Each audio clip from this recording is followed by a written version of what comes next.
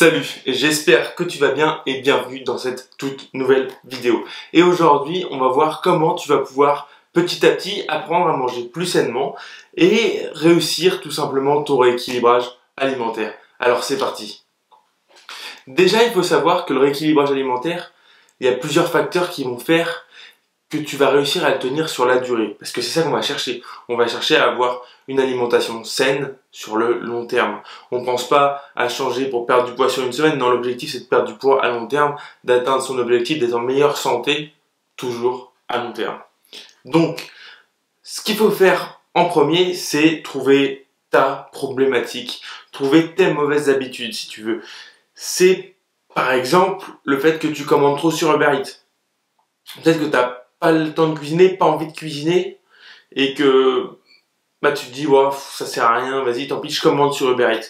Ça va être, par exemple, ta problématique et là le point qu'on va travailler en premier. Ça peut être aussi, aujourd'hui je grignote trop. Aujourd'hui, dès que je passe une minute sans manger, j'ai faim, je suis plus en corrélation avec moi-même, j'arrive plus à sentir si j'ai faim, si j'ai mon sentiment de satiété, etc.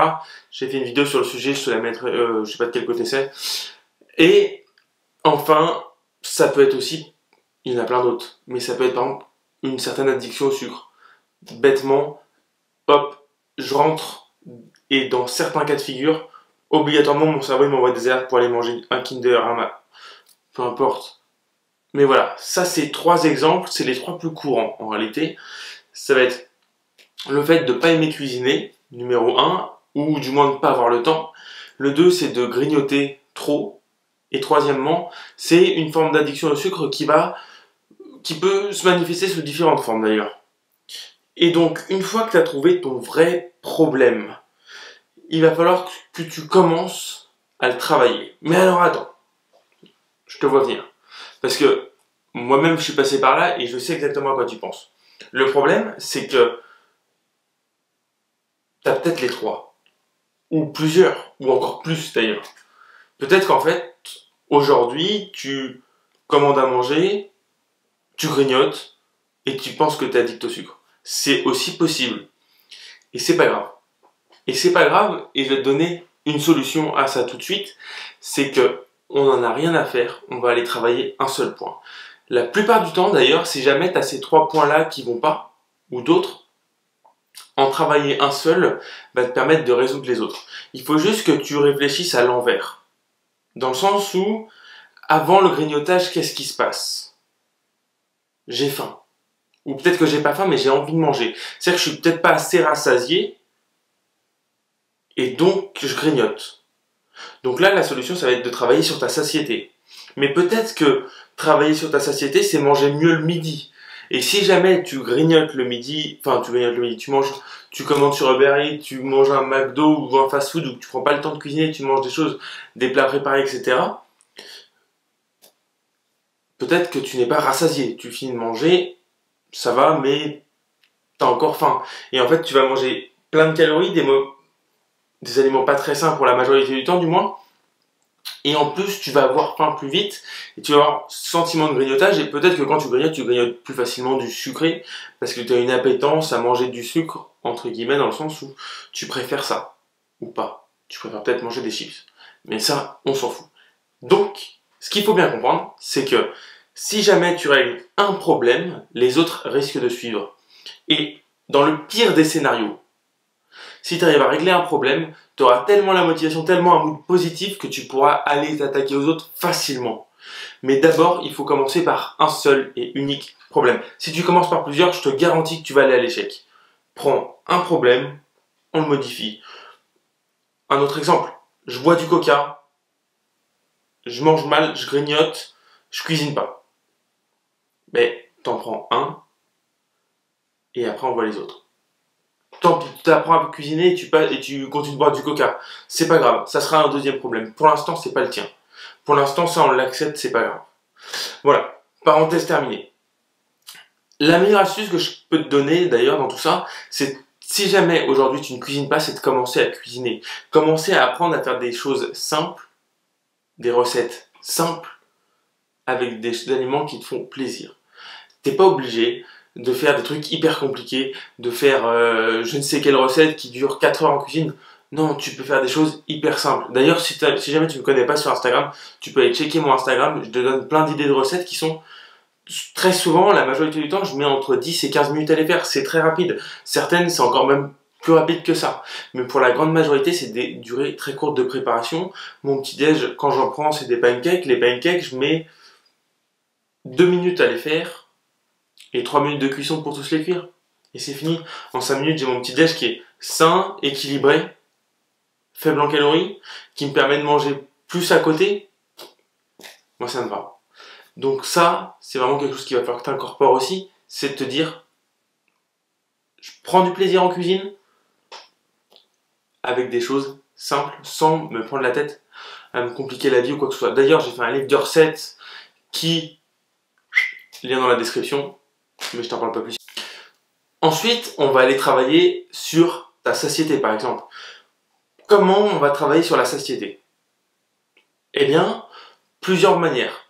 On va augmenter le volume alimentaire, la quantité de nourriture que tu vas manger pour le même nombre de calories, et ça c'est très important, pour le même nombre de calories, voire moins, si tu souhaites perdre du poids. Mais on va juste aller augmenter, par exemple, en légumes, augmenter en viande blanche, remplacer certains aliments par d'autres, etc. On va venir réadapter ton alimentation pour que tu aies un volume, un bol alimentaire plus important, et pourtant, pas spécialement plus de calories. Et ça c'est hyper intéressant. J'ai fait aussi une vidéo sur le sujet, tu pourras aller checker sur ma chaîne YouTube. Ensuite, le rééquilibrage, il ne faut pas croire que c'est fade, que tu es obligé de manger des trucs qui sont pas bons, que tu es obligé de te... Enfin, il y a tellement d'idées reçues sur le rééquilibrage alimentaire, sur le fait que faire un rééquilibrage alimentaire, c'est bouffer 3 feuilles de salade, une tomate et puis rien d'autre. Et tant pis, c'est ça un rééquilibrage alimentaire, faut manger que des choses qui sont extra saines. C'est pas vrai. Déjà, la première règle que tu peux appliquer, c'est de te dire que 1 à 2 fois dans la semaine, tu peux te faire des gros plaisirs. Un repas, entre guillemets, social. Je vais te dire n'importe quoi, mais si un jour tu vas au resto dans la semaine, tu peux te faire plaisir. C'est bon, c'est fine, il y a personne qui dira rien. C'est toi et toi-même. Et il faut bien que tu le comprennes, je veux dire, il faut se faire plaisir. La vie, c'est du plaisir. Il faut savoir se réguler, faire attention, etc. Mais il faut aussi savoir prendre des moments de plaisir. Et si tu commences à te marteler, à te dire non, j'ai mal mangé, j'aurais pas dû faire ça, oh mince, qu'est-ce que j'ai fait? Tu vas juste arriver à l'échec parce que tu vas te frustrer. Tu vas te frustrer, tu vas te frustrer, tu vas finir par limite t'auto-flageller en te disant putain, mais je suis nul, qu'est-ce que je fais, etc. Et c'est tout ce qu'on veut éviter. Donc là, l'objectif, écoute-moi bien, c'est de te faire plaisir avec des aliments simples. Et d'ailleurs, tu peux te faire extrêmement plaisir avec des aliments simples. Je vais te donner une idée toute bête. Moi, il y a un truc qui me fait grave kiffer, c'est riz, maïs, sauce soja sucrée, avocat. C'est hyper bête. Ça met 10 minutes à faire. Et comme souvent, je fais des tonnes de riz le week-end, j'en ai toujours la semaine. Mais grâce à ça, si je veux me faire plaisir, je veux me faire plaisir avec des trucs hyper bêtes. Et peut-être que toi, si jamais tu cherches un peu, tu vas trouver toi aussi une recette un peu facile, hyper comme ça à faire. Et là, ça match. Et là, tu te dis, putain, c'est bon, j'ai mon truc. Je peux me faire plaisir avec des choses saines, avec des choses simples.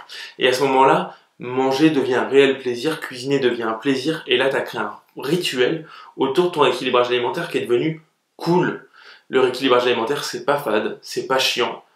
Et au contraire, tu peux vivre ça hyper fun. Enfin, c'est peut-être stupide ce que je te dis dans ta perception aujourd'hui, mais moi, je me fais plaisir dans mon alimentation au quotidien. Le week-end, ça m'arrive d'aller manger des burgers, ça m'arrive encore d'aller dans des fast-food. C'est bon, on s'en fout. Par contre, la grande majorité du temps, 70 à 90% du temps, j'ai une alimentation qui est plutôt clean et saine, variée, équilibrée et surtout en rapport avec mes objectifs. Donc, le rééquilibrage alimentaire, c'est pas grave. Est-ce que c'est grave si tu craques, si tu as un craquage? Parce que c'est vrai que ça c'est un sujet hyper important. Parce que parfois, tu fais attention, tu manges bien, etc. Ça s'enfile, ça chansonne, c'est hop, parfait. Et là, boum, t'arrives en week-end, tu craques. Tu craques et McDo le samedi midi, le samedi soir, tu vas manger je sais pas où, le dimanche pareil. Et t'as un week-end comme ça de gros craquage où tu fais n'importe quoi. Limite en mode crise d'hyperphagie. Crise d'hyperphagie, c'est quand tu manges entre guillemets, sans être réellement conscient et que tu vas te gaver jusqu'à être full de chez full. eh bien, c'est pas grave. On va pas aller se marteler, on va pas aller se dire putain, qu'est-ce que j'ai fait, etc.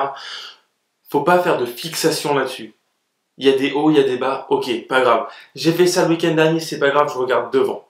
Et je m'arrête pas, je regarde devant. Je vois mon objectif, je suis mon objectif. Derrière, on s'en fout.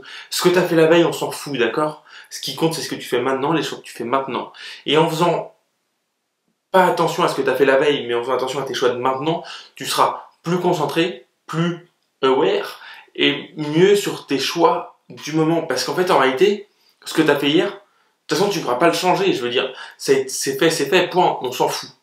Par contre, si jamais tu commences à te concentrer sur ce que tu as fait hier, que tu commences à dire putain, qu'est-ce que j'ai fait, etc., tu t'auto-flagelles, tu perds du temps, tu perds de la concentration, de la motivation, tu te frustres toi-même, tu descends ton niveau d'énergie, ta mentalité, et qu'est-ce qui va se passer le jour même? Tu vas craquer. Donc, hier, on s'en fout, on focus sur demain. Ça, c'est hyper important. En fait, si je devais finir cette vidéo par une méga conclusion, c'est qu'en fait, pour moi, le rééquilibrage alimentaire, c'est prendre son temps. Rester calme, profiter, savoir se faire plaisir avec des choses simples, savoir être en accord avec ses choix et ses valeurs. Ça peut paraître très bateau dit comme ça, j'en suis conscient, mais ce qu'il faut comprendre, c'est qu'une fois que tu amorces un tel changement dans ta vie, tu vas commencer à apprendre plein de choses sur toi et petit à petit, au fil du temps, tu vas continuer à avancer, et un jour tu te diras, mais sans même te rendre compte, putain, j'ai réussi. Et qu'est-ce qui aura fait que tu as réussi? Ben, c'est tout simplement que tu t'es pas arrêté, tu as continué d'avancer, tu n'as pas regardé derrière, tu t'es pas martelé, tu t'es pas flagellé, tu as continué de te faire plaisir, et même à ce moment-là, si jamais tu regardes la vidéo et que tu es à la fin de ton rééquilibrage alimentaire, ta transformation physique ou autre, et là tu peux te retourner et te dire, ok, j'ai réussi, je l'ai fait. En tout cas, si cette vidéo t'a plu, tu peux mettre un like, me dire en commentaire si tu souhaites commencer dès maintenant ton rééquilibrage alimentaire ou si tu l'as déjà commencé, partage-moi ton expérience, j'en serais hyper content. Je lis tous les commentaires, j'en ai pas beaucoup dans tous les cas, donc comme ça c'est hyper facile. Abonne-toi. Si jamais tu veux plus d'infos, tous les liens sont dans la description et moi je te dis à très bientôt pour une prochaine vidéo. Ciao ciao.